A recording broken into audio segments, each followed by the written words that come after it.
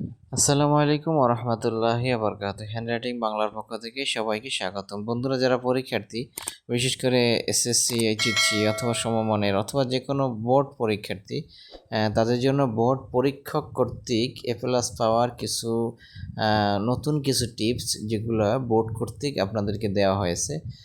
হয়তো আপনারা খেয়াল করেননি অথবা আপনারা পড়েননি। বোর্ড থেকে, অর্থাৎ কীভাবে আপনি লেখলে, কোন স্টাইলে লেখলে আপনি এ প্লাস পাবেন এবং ভালো রেজাল্ট করবেন, তাদের পক্ষ থেকে যে পরামর্শগুলো দেওয়া হয়েছে সেগুলো একটু রিপিট করতেছি। যে পরীক্ষার আগে কিছু কাজ তারা দিয়ে থাকে, যে পরীক্ষার আগে যদি এই কাজগুলো করা যায় তাহলে অবশ্যই এ প্লাস নিশ্চিতভাবে পাওয়া যাবে।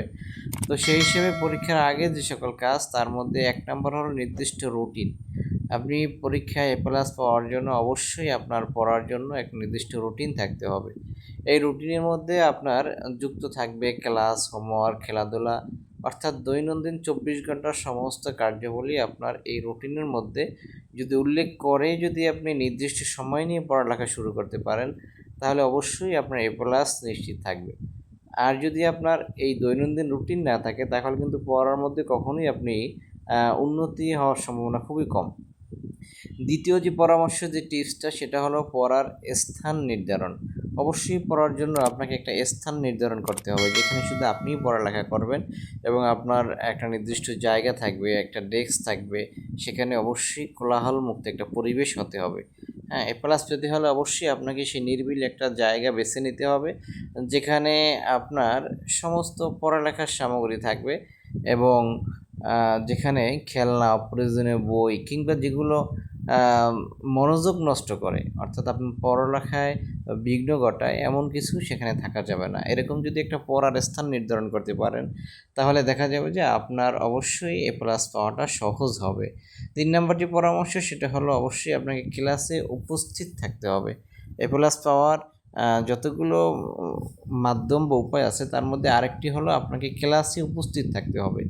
আপনি যদি প্রতিদিন ক্লাসে উপস্থিত থাকেন আর যদি সেটা অল্প অল্প করেও পড়ালেখা আপনি এগিয়ে যান, তাহলে দেখা যাবে মাস শেষে অনেক পড়ালেখা হয়েছে। এই জন্য ক্লাসে উপস্থিতি, পরীক্ষকরা তারা পরামর্শ দিয়ে থাকেন যে ক্লাসে অবশ্যই আপনাকে উপস্থিত থাকতে হবে এবং মনোযোগ সহকারে আপনার ক্লাসের পড়াগুলো শুনতে হবে, বুঝতে হবে এবং না বুঝলে সেটা অবশ্যই ওই টিচারকে জিজ্ঞাসা করে হলেও আপনার পড়াটা কিন্তু বুঝে নিতে হবে। কারণ আপনি যদি না বুঝেন, তাহলে এই ক্লাসের তো কোনো মূল্য নেই। এবং চতুর্থ নম্বর যে পরামর্শ, সেটা হলো আপনাকে বেশি বেশি ক্লাস টেস্ট দিতে হবে। পরীক্ষার আগে যদি আপনি বারবার পরীক্ষা দেন, তাহলে আপনার পরীক্ষার লেখার সিস্টেম, পদ্ধতি সকল কিছু আপনি জানতে পারবেন। আর যদি পরীক্ষার সময় শুধু পরীক্ষা দেন, আগে যদি পরীক্ষা না দিয়ে থাকেন, তাহলে দেখা যাবে আপনার কিন্তু রেজাল্ট ভালো হবে না। এজন্য অনেক প্রতিষ্ঠানে দেখবেন পরীক্ষার আগে টেস্ট, পরীক্ষার পরে অনেক পরীক্ষা নেয়, সেটা সাপ্তাহিক হয়। অনেক জায়গায় দেখবেন দৈনন্দিন পরীক্ষা হয়, টেস্টের পরে প্রতিদিন পরীক্ষা।